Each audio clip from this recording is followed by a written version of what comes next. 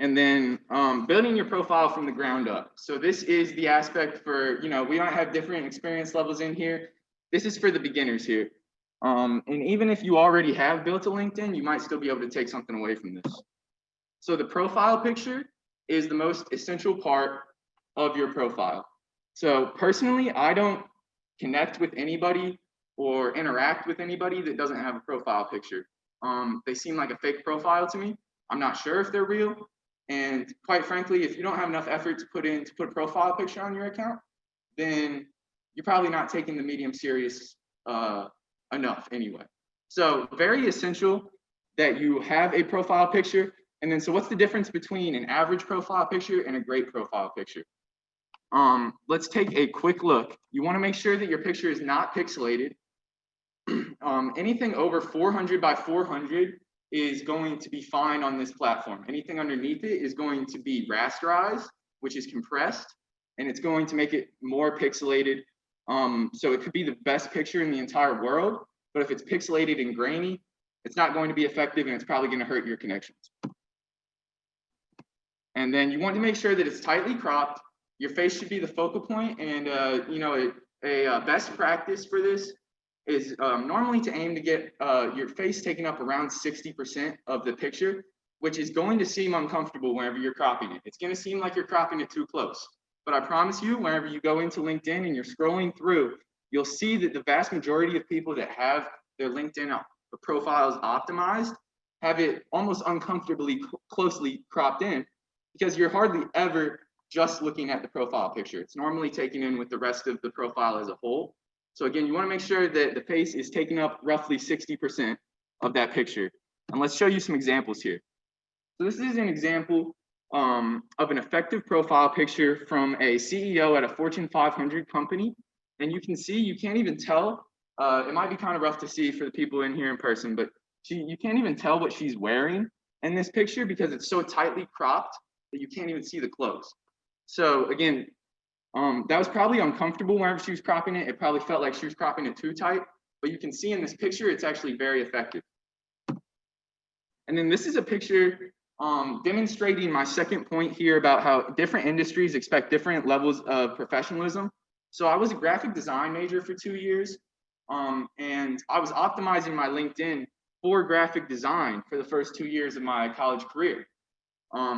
I just wanted to hit on, because again, we have people going into different industries, teaching, possibly an agent. You're going to have to optimize your profile different for different industries. So again, Fortune 500 CEO, she's tightly cropped in, got an optimized background image. This guy is a graphic designer. He's got a V-neck on t-shirt and an optimized background image to go with it as well. So just wanted to hit on, it's still effective, but different industries, you can get away with a little bit more or a little bit less. This is a good example of a sales or a business profile for Jalen. If you're going into a sports agency business, you want to make sure that you're maintaining a very high level of professionalism. And you can see that in this picture by black background or white background. He's got a little bit of the dressy clothes showing, a good smile on him. The studies show that smiling in your picture and showing just a little bit of dressy clothes actually increase your perceived level of influence and power by roughly 15 to 20%. Just a study that I saw, and that was very interesting to me. These are the subconscious things that happen from an optimized LinkedIn picture. And then just some quick examples about how people have been using neutral backgrounds. And, this is more of a Silicon Valley type feel, but I've actually seen it a lot in the teaching industry. I think it is effective. You just need to make sure that it's blurred, and again, that your face is the focal point. And then this is the second most important section.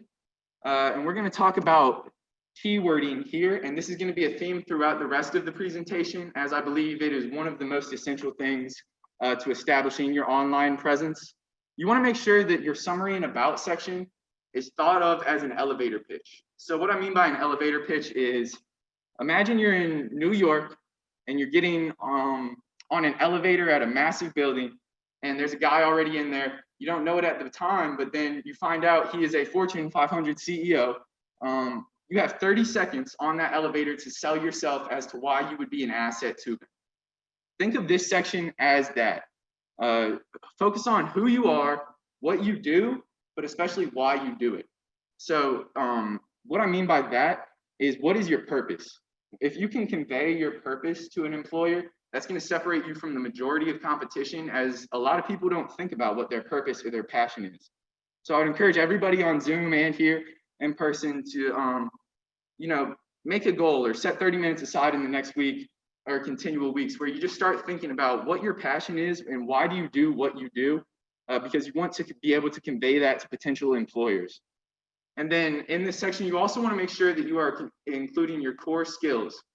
I believe that this is a good time to convey your interpersonal skills. So what I mean by that is not Microsoft PowerPoint or Excel or anything like that. For specific industries, hard skills are better, computer programming, anything like that, graphic design even. You need to have a vast knowledge for certain programs.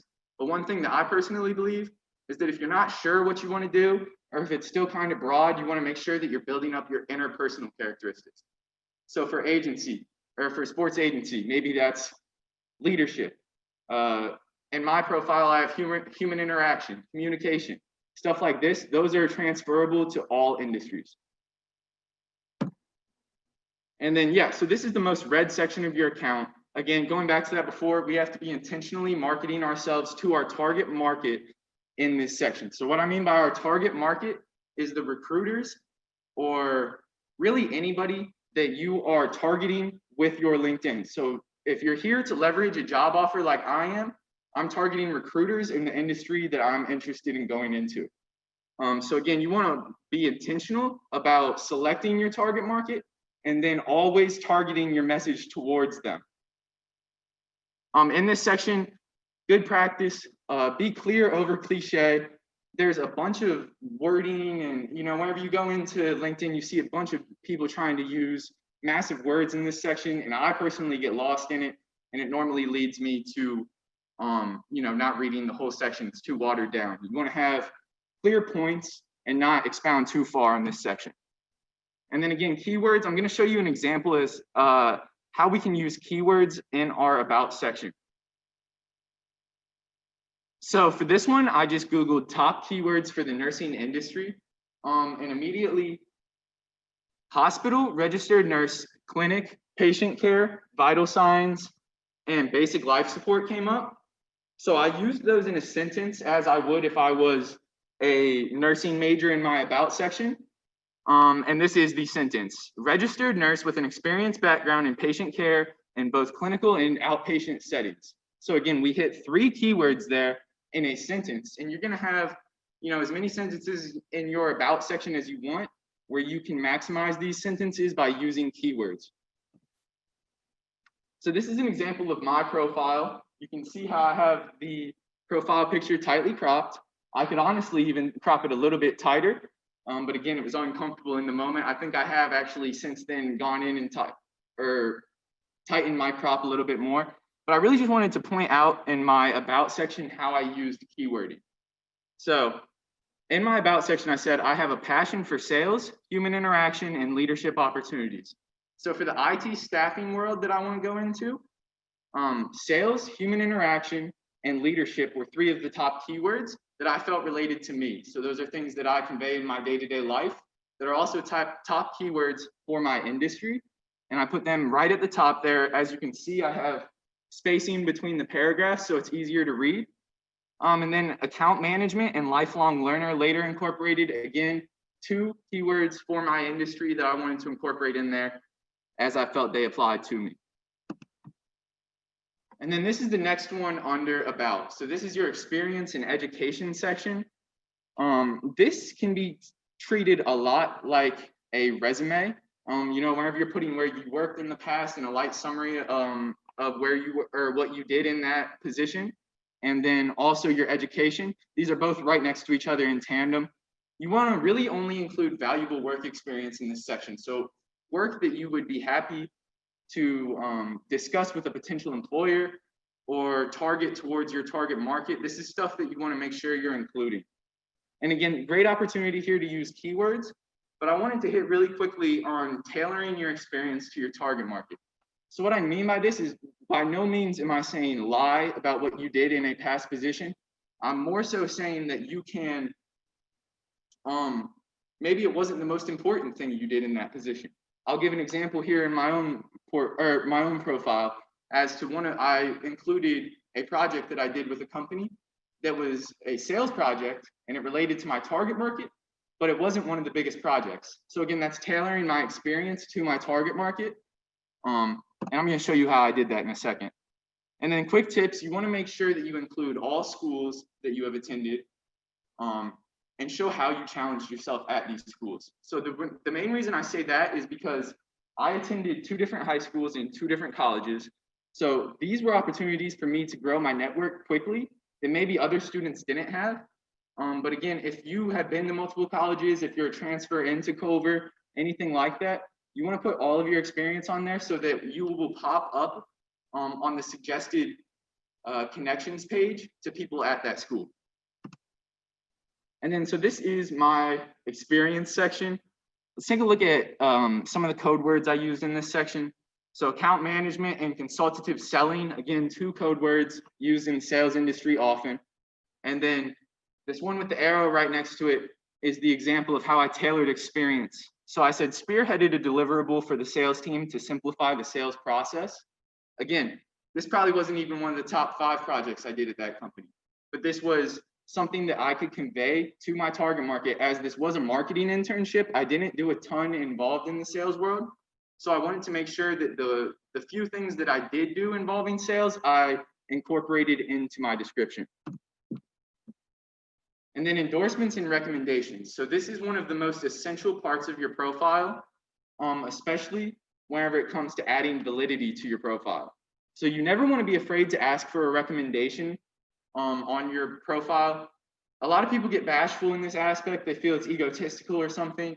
One thing to keep in mind is that as college students, older people like to help us a lot. If you ask politely and in a good way and your work backs what you're asking for, then they will be happy to help you out. At least in my experience, that's been the way it has worked out for me. So don't be afraid to ask for these. People love to help you out, and this will add credibility to your profile. And then this goes back to this next point goes back to the pay it forward mentality. Endorse and recommend others that impress you in some aspects. That's paying it forward. So again, if you want people to endorse and recommend you, you can't expect that if you're not doing it for others. Anytime, say Jalen went out of his way, I saw him leading some underclassmen on the court. Why wouldn't I endorse him in leadership? I don't have to pay to endorse somebody in leadership. And again, maybe that will motivate him to endorse me in something back, but even if he doesn't, you're helping another person out for free, so why not? And then choosing skills. 3 to 5 is optimal in this section. I actually scratched that. It's really 5 to 10. So why I put that originally is because your top 3 characteristics are going to be shown on your profile at all times.